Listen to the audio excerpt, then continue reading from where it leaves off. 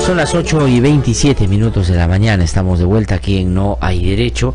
Lo anuncié más temprano, esta mañana nos visita el doctor Víctor Cubas Villanueva.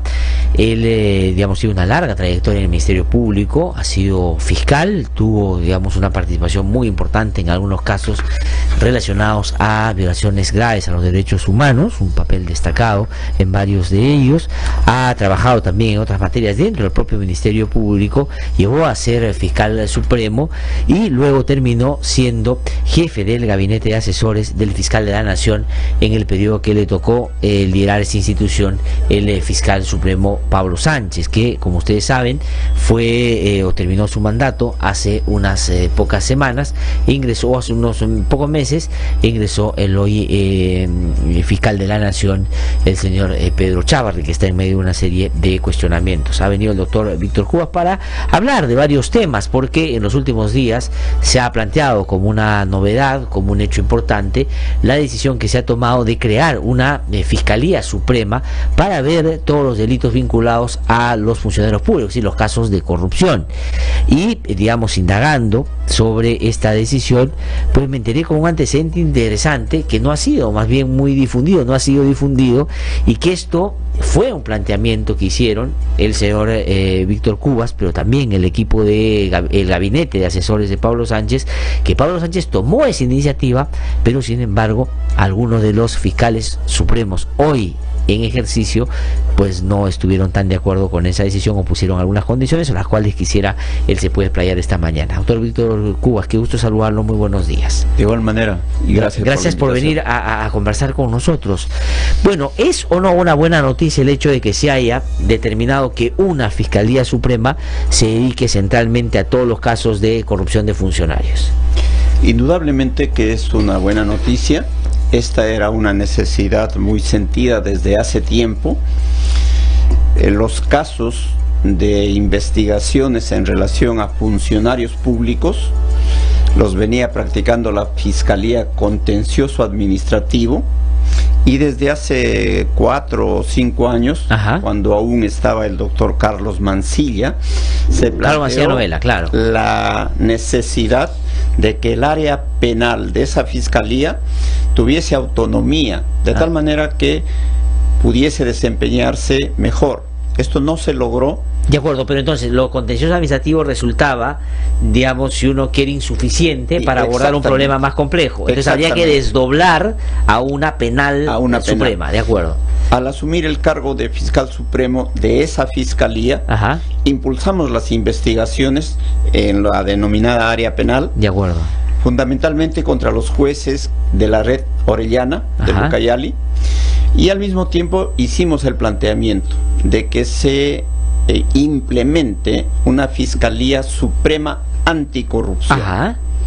Estamos hablando de qué tiempos más o menos. El 2015. Ya, el 2015. Esto no se logró, y el 2017, cuando asumo la conducción de del gabinete de asesores del doctor Pablo Sánchez, que era fiscal de la Nación. De acuerdo.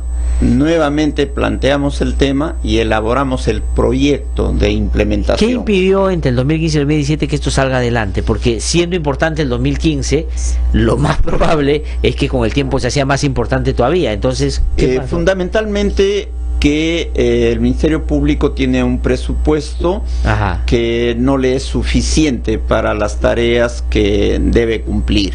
Pero sí generó un consenso en la necesidad. El problema era en llevarlo a la práctica por los recursos que requería. De acuerdo. Entonces, en 2017, ¿qué pasa? ¿Por qué se plantea frente a esta situación una solución? Convertir una Fiscalía Contencioso-Administrativa, que es la transitoria, en Fiscalía Transitoria para investigar a funcionarios públicos. De acuerdo. Esto no le demandaba mayor costo al Estado, que es el inconveniente. O sea, había dos salas contenciosas administrativas. Una permanente y una transitoria. Entonces el planteamiento era, hagamos una de esas que se dedique exclusivamente a... Ya, bueno, estaba muy bien ahí. Eso se hace el proyecto, se presenta, se expone ampliamente ante la Junta de Fiscales y aparentemente, lo digo, aparentemente se aprobó el proyecto. Ya, pero ¿cómo se puede aparentemente aprobar? O sea, ¿se aprueba o no se aprueba? Porque, digamos, si uno lleva y expone, entonces todos dicen que están de acuerdo, está aprobado. Exactamente. ¿Qué pasó? En el acta de la Junta de Fiscales aparece que se aprueba la conversión de la Fiscalía Suprema Transitoria en Fiscalía Suprema Penal para conocer casos de delitos cometidos por funcionarios públicos. Ya, bueno. Se comienza a trabajar en la implementación. El fiscal de la Nación emite la resolución correspondiente en diciembre del año 2017. ¿Ya? Y establece en la misma resolución que la vigencia, porque hay que hacer un trabajo de conversión, será en febrero del 2018. Del 2018. Ya, de acuerdo. Cuando se debe implementar, comenzamos a ver que hay oposición, y una de las más marcadas o manifiestas es la del doctor Gálvez Villegas, de Tomás entonces Gálvez, fiscal supremo. A ver, un ratito, entonces, contencioso administrativo. Los fiscales supremos escuchan, les parece interesante, el fiscal recoge eso como un acuerdo, lo lleva a la práctica, dice, por cuestión de logísticas esto va a implementarse entonces hasta ahí estaba decidido que se creaba la comisión.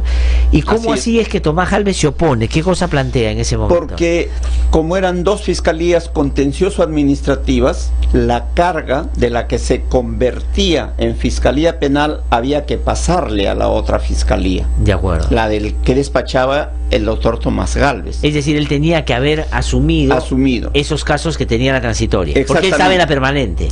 Él estaba en la transitoria. Él estaba en la transitoria. Sí, ahí se hace un nudo gordiano. Pero claro, que no era difícil solucionarlo. Ya. Pero él debería recibir la carga. Ya. No era una situación insostenible porque esa carga pasaba con el personal que trabajaba esos expedientes. Ajá, de acuerdo. Entonces, la mayor dificultad sería entonces que tendría que firmar un mayor número de dictámenes. Claro. Nada más que eso. O sea, tendría más gente para hacerlo, pero su trabajo en particular no iba a ser sustantivamente más amplio. Ya, de acuerdo. Exactamente. ¿Y cuál es la oposición hay una oposición manifiesta. El doctor Sánchez me comisiona para que yo converse con Tomás Gálvez. ¿Ya? Yo me acerco a conversar sobre la necesidad impostergable de implementar la fiscalía. Ajá. Y fue una conversación muy larga. En la conversación, en resumen, la conclusión es la siguiente: solo hay Fiscalía Suprema Anticorrupción para investigar a altos funcionarios, dice Tomás Gálvez, si yo soy el fiscal anticorrupción.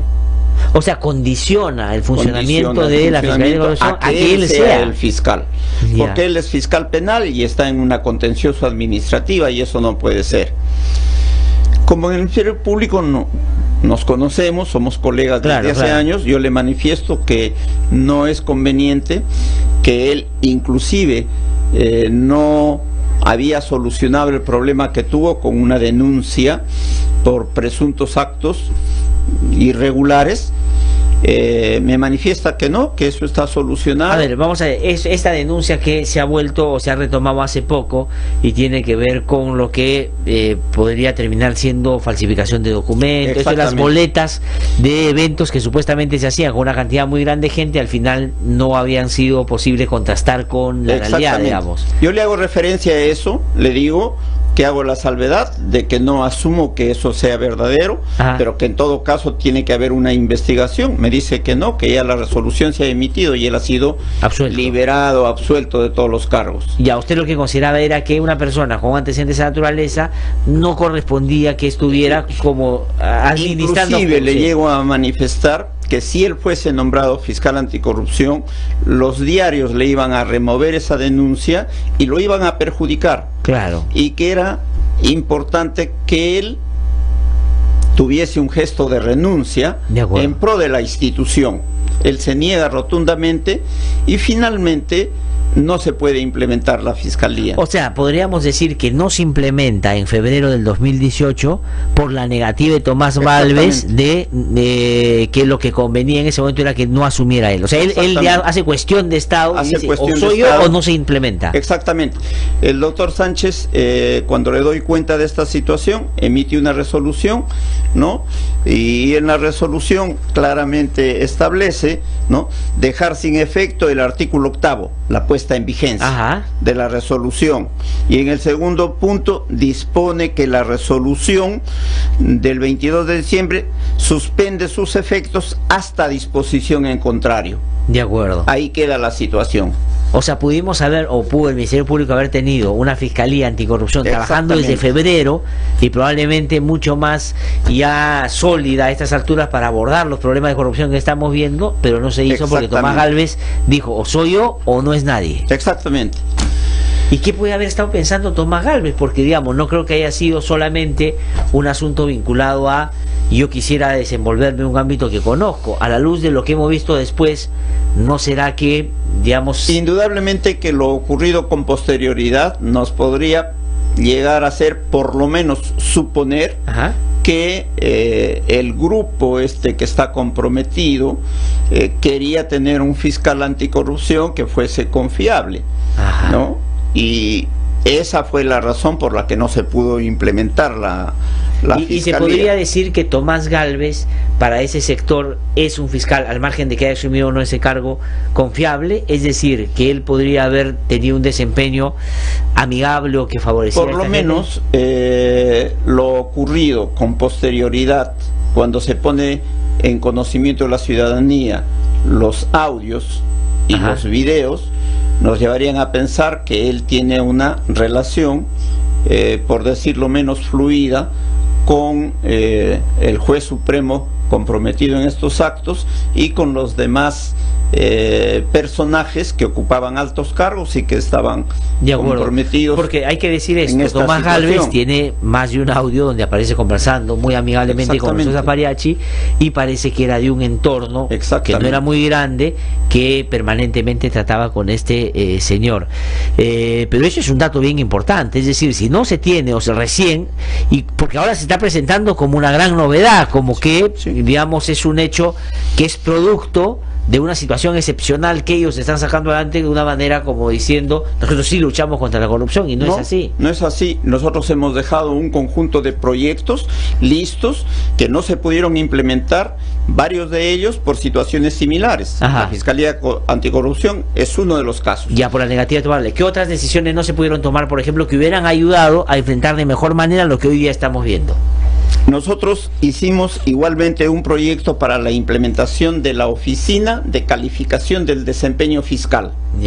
La ley de carrera fiscal, que entró en vigencia el 2016, establecía que en un plazo de 90 días debería implementarse la Oficina de Calificación del Desempeño Fiscal, indispensable para proveer de información al Consejo Nacional para los casos de ratificación y de nombramiento o selección de magistrados. Ya, lo que suena razonable, es decir, el Ministerio Público precalifica y después manda al Consejo dependiendo del tipo de cosas que va encontrando.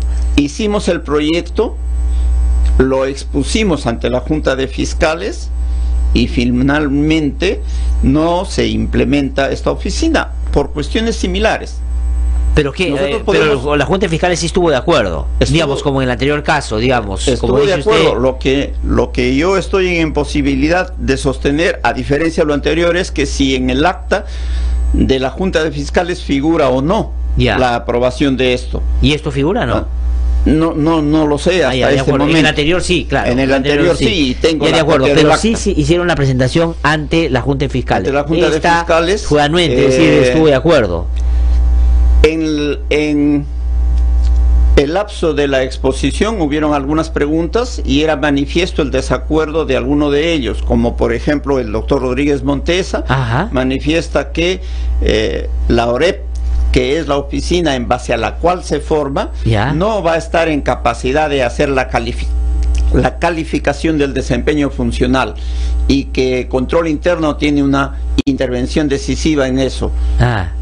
Eso es lo que él manifiesta en ese momento. O sea, pero podríamos decir entonces que, si bien es cierto, no se sabe si eso fue determinante o no para que se hiciera, había una oposición de Rodríguez Montesa de que existiera una unidad dentro del Ministerio Público que se encargara de rigurosamente hacerle seguimiento al comportamiento de los fiscales. Por otro lado, además de eso, funcionarios de segundo nivel también boicotean de alguna manera la realización de estas reformas.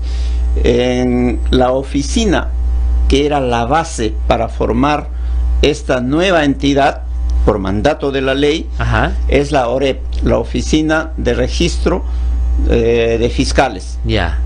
Registro y Evaluación de Fiscales. La OREP está dirigida por una señora Silvia Karina Ávila, y ella es una de las que más se ha opuesto y ha boicoteado de diferentes maneras la implementación. ¿Pero bajo qué argumento? De esto y de otros.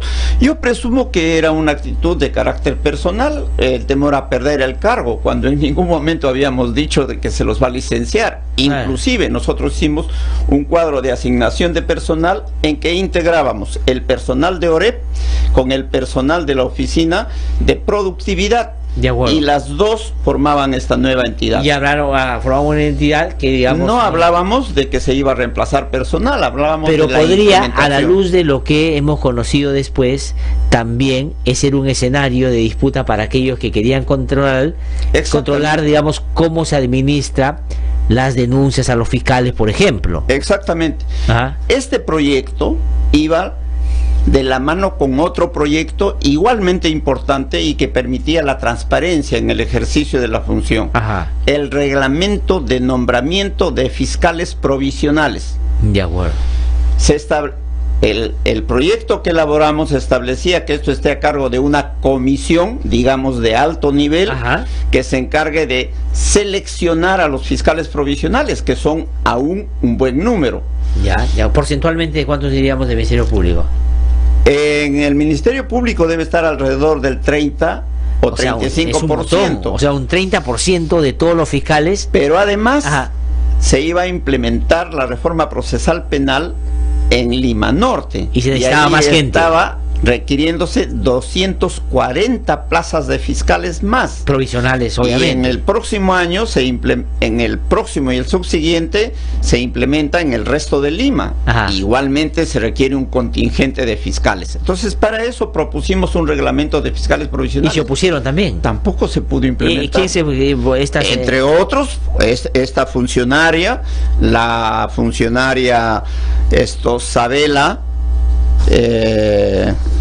Oye, pero estos funcionarios estaban, digamos, trabajando en algunas unidades dentro del Ministerio Público y se opusieron. Pero ¿cómo podría un funcionario oponerse a una decisión que tome al máximo nivel? Sabela Casanova Chumpitas, que era la secretaria de la Junta de Fiscales Supremos, de alguna manera movían sus contactos, y al interior de la institución se produce una situación similar a la del país. Una institución es el reflejo de lo que es el país. Hay una oposición soterrada que impide la implementación de proyectos que pueden hacer avanzar a la institución.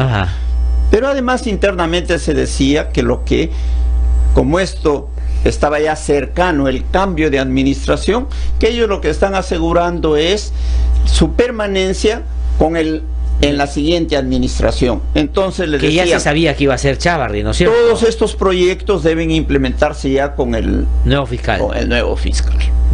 Y eso no ha permitido avanzar en estos proyectos. Han habido otros proyectos que los hemos sacado teniendo que vencer una serie de resistencias. Por ejemplo, un instructivo sobre colaboración eficaz.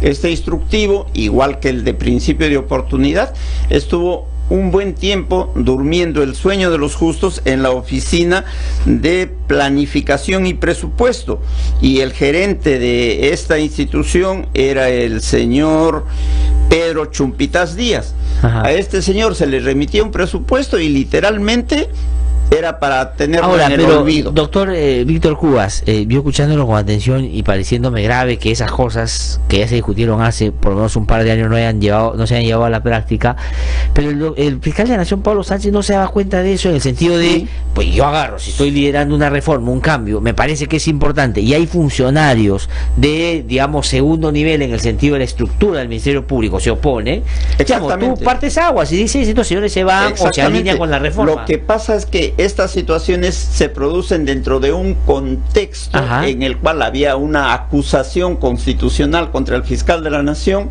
Había que hacer frente a todo ese conjunto de acciones para desestabilizar al Ministerio Público, y esto indudablemente impedía que internamente se estén tomando decisiones. Indudablemente que el fiscal de la Nación ha tomado algunas, ha sacado por ejemplo al gerente de la oficina de proyectos por denuncias que hubieron de irregularidades en el ejercicio de su función, igualmente al gerente de la escuela del Ministerio Público, pero finalmente hubiese tenido que sacar a un conjunto de funcionarios. Y los fiscales supremos, los otros, ¿qué reacción o qué posición tenían frente a esas cosas que me imagino más de una vez tenían que haberla discutido en la Junta de Fiscales, o no? Se ha discutido en la Junta de Fiscales, como digo, en referencia a la Fiscalía Suprema, aparentemente hubo consenso, pero no se pudo implementar por las razones ya manifestadas. En los otros casos, ha habido una actitud igualmente en apariencia receptiva para los cambios, pero finalmente no han llegado a implementarse. ¿No? Ahora, doctor Cubas, quería preguntarle ahora por la situación del Ministerio Público, institución en la que usted ha trabajado tantos años. ¿Qué diría de por qué las cosas están como están? Porque el señor Chávarri, frente a todo lo que se ha podido conocer, no de ahora y sus vínculos, sino de su propia trayectoria y problemas serios que hay en su comportamiento como fiscal, se resiste a dejar el cargo. Él siempre soporta su decisión bajo, digamos, o sobre lo que dice ser su mandato, que es o que él responde al mandato de los fiscales supremos. Pero dentro de los fiscales supremos, que son 6, incluido él, hay como una correlación entre por lo menos 4 de ellos, por una obvia razón, porque están involucrados de una u otra manera en este escándalo. Entonces, ¿cuál es la salida? ¿Cuál es su interpretación de eso que está pasando? Yo creo que las decisiones que tiene que tomar una autoridad tienen que hacerse en el marco del tiempo en que se están produciendo. Nosotros nos conocemos en el Ministerio Público porque venimos trabajando con toda la plana mayor desde el año 1981, ¿no? El doctor Chávarri, sí es verdad que no ingresó en la promoción de nosotros, ingresó muy poco tiempo después, porque él venía de Poder Judicial. Sí, es verdad. Y siempre hemos tenido una relación cordial con él, y bueno, pues cada uno es responsable de sus actos. Y ahora yo creo que no es una excusa el estar diciendo a mí me apoya la Junta de Fiscales, porque la Junta de Fiscales al fin y al cabo son 5 integrantes, y de los 5, 3 que son los que le prestan apoyo, incluyendo él, están cuestionados por los mismos hechos. Entonces, pero son 4, ¿no? Son 6, ¿no? O sea, digamos, ya hay uno del Jurado Nacional de Elecciones. En la Junta de Fiscales son 5 porque el del jurado no se cuenta, no interviene.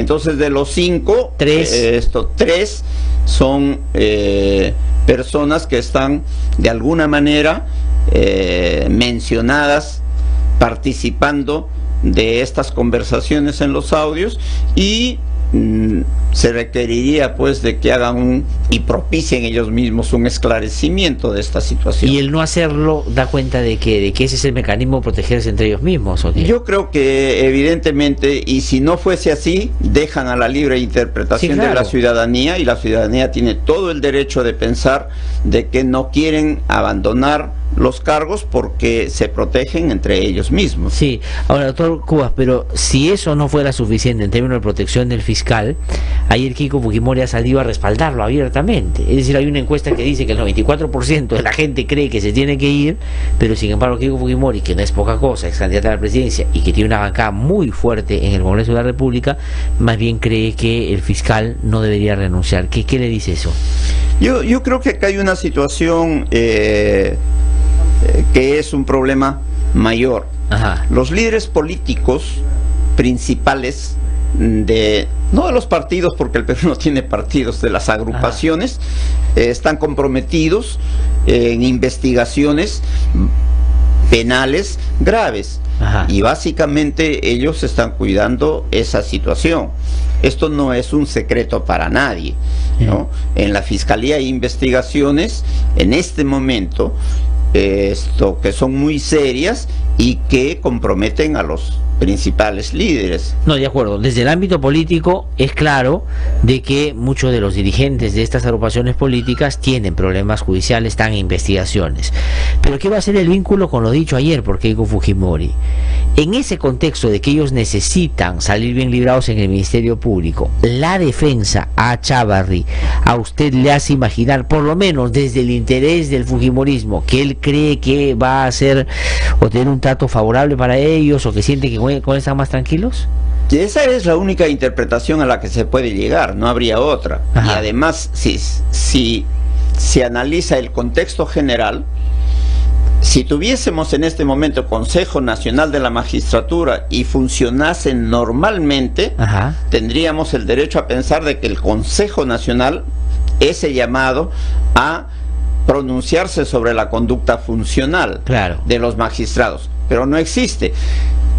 No existe otra posibilidad para definir la situación de los fiscales supremos que el Congreso de la República. Es el único ahora. Y claro. si el Congreso está dominado por la mayoría, Ajá. el Congreso lo va a blindar hasta donde sea posible, porque con eso además se está asegurando de alguna manera que las investigaciones puedan revertir a favor de sus principales líderes. Ajá. ¿Usted cree que eso está pasando? Yo pienso que eso está pasando y que la ciudadanía lo percibe con suma claridad este aspecto. Ahora, pero digamos, eso es un asunto que puede terminar yendo en el sentido contrario, porque lo que se ha conocido hasta ahora del fiscal Chávarri y de los otros fiscales supremos que junto con él votan a favor de que él se mantenga en ese cargo tan importante, van a entrar investigaciones, lo más probable es que se conozcan más cosas, o sea, eso, digamos, ya empezó a rodar y probablemente de lo que se conozca hasta ahora vamos a, no es todo lo que pase.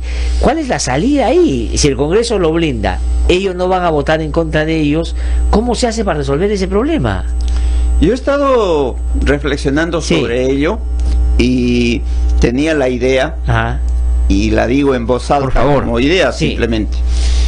El que no tengamos un Consejo Nacional de la Magistratura, que sería el contrapeso para poder trabajar frente a la mayoría parlamentaria, es una situación muy grave. ¿Hasta qué punto sería factible que hubiese transitoriamente un organismo tipo el que hubo el año 93? Ajá, claro. Un tribunal de honor de la magistratura, un organismo similar que se encargue, hasta que se constituya el nuevo consejo, de examinar la conducta funcional de los magistrados supremos y de hacer la revisión de los últimos nombramientos que ha hecho el consejo ahora ya El que está destituido. destituido, claro.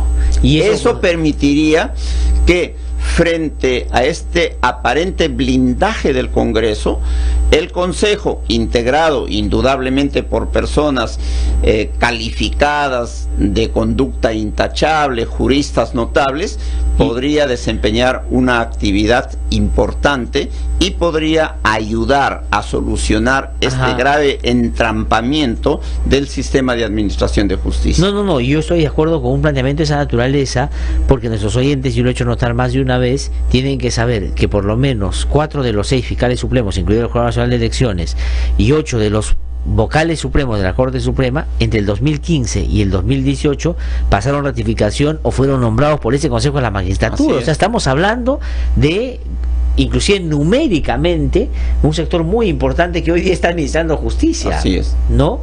Ahora, porque lo otro nos va a llevar simplemente a la discrecionalidad del fujimorismo, básicamente. Así es. Y ya sabemos que lo que mientras ha dicho no se Keiko, tenga ese contrapeso, es muy difícil poder actuar. Ajá. Y hay cosas que son importantes. Nosotros hemos dejado 2 proyectos más de suma importancia. Ajá, ¿cuáles? Por instrucciones del fiscal de la Nación participamos en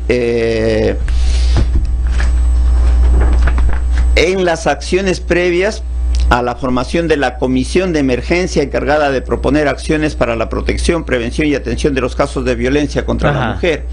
Y ahí hemos propuesto la creación de un subsistema especializado para Lima, integrado por 10 fiscalías que se encarguen de conocer estos casos. ¿Y eso no se ha hecho?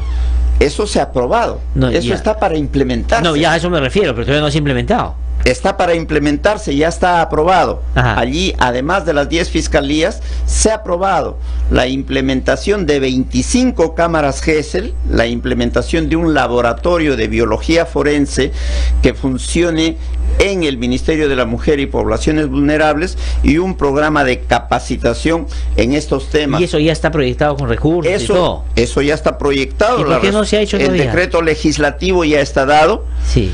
Decreto legislativo. Esto que ha salido recién, ¿no? Sí. Ha salido decreto hace legislativo 1368. Sí. Y esa es una acción promovida por el Ministerio Público. Hemos presentado inclusive el requerimiento presupuestal. Y nosotros hemos sido los que hemos sustentado esto en la comisión multisectorial integrada por varios ministros.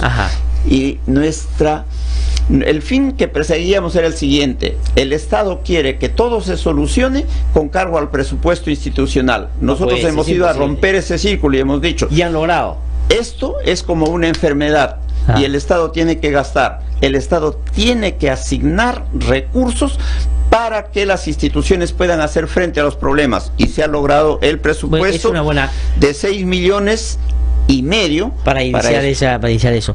Doctor Víctor Cubas Villanueva, tengo que terminar preguntándole por otra cosa.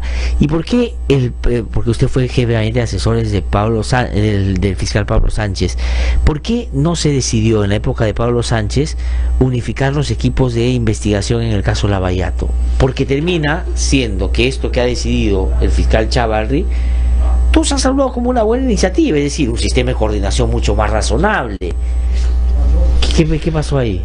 Yo respeto mucho las decisiones del fiscal de la Nación. Yo he sido jefe de gabinete de asesores, he tenido permanente contacto, hemos hecho planteamientos de esa naturaleza en su despacho. Él ha tenido las razones, me imagino, poderosas para no adoptar esa decisión, pero el planteamiento del gabinete de asesores lo hicimos, de que se unifiquen los equipos y que haya una sola dirección en el trabajo. Yo podría imaginarme que no se ha hecho debido a las presiones que hubo para obtener información aún reservada de los casos Lavallato por parte de la comisión encargada de la investigación en el Congreso y en general de las comisiones del Congreso, y que hubo mucha desconfianza en que podría filtrarse la información. Exactamente. ¿Usted cree que ese fue el motivo? Yo creo que ese ha sido el motivo fundamental. Pero en términos, digamos, de lo que hemos visto después, ¿fue un error no haberlo hecho antes? Yo creo que no se adoptó la decisión oportunamente. Nosotros hemos tenido reuniones de trabajo con los coordinadores, y los coordinadores estaban perfectamente al tanto de estos problemas. El doctor Vela ha estado en la reunión, el doctor Sanabria ha estado en la reunión, otros fiscales que estaban involucrados en estas investigaciones de igual manera. Claro, pero sí, yo también creo que fue un error no haberlo hecho antes. Y termino diciendo, ¿y qué le ha parecido que el propio fiscal de la Nación, Pedro Chávarri, haya ido a la comisión Lavallato, rompiendo lo que había sido la postura del Ministerio Público en su relación con el Congreso después de que maltrataron al fiscal de la Nación y a los fiscales que fueron, ¿no es cierto? Y casi fue aplaudido, y Keiko Fujimori ayer ha reconocido, ha dicho: saludamos al señor Chávarri, el valor que le está dando a la comisión Lavallato del Congreso. Sí, evidentemente, desde hace meses se tenía información no reservada, sino que se hace a nivel de rumores, de que había una buena relación entre el doctor Chávarri y los fujimoristas, y al parecer esto resulta siendo cierto. Pero no con miras a reforzar una institución, no con miras a reforzar la institucionalidad, sino a obtener un provecho personal de estas relaciones. ¿Usted cree que esa relación lo que busca es impunidad? Yo estoy seguro de eso. Y por eso lo defiende Keiko Fujimori. Cómo se producen los acontecimientos y la forma cómo se ha actuado históricamente no nos permite llegar a otra conclusión que esa, que lo que se busca es impunidad, que además ha sido la moneda corriente en toda la historia de nuestro país. Doctor Víctor Cubas Villanueva, muchísimas gracias por haber venido a conversar con nosotros.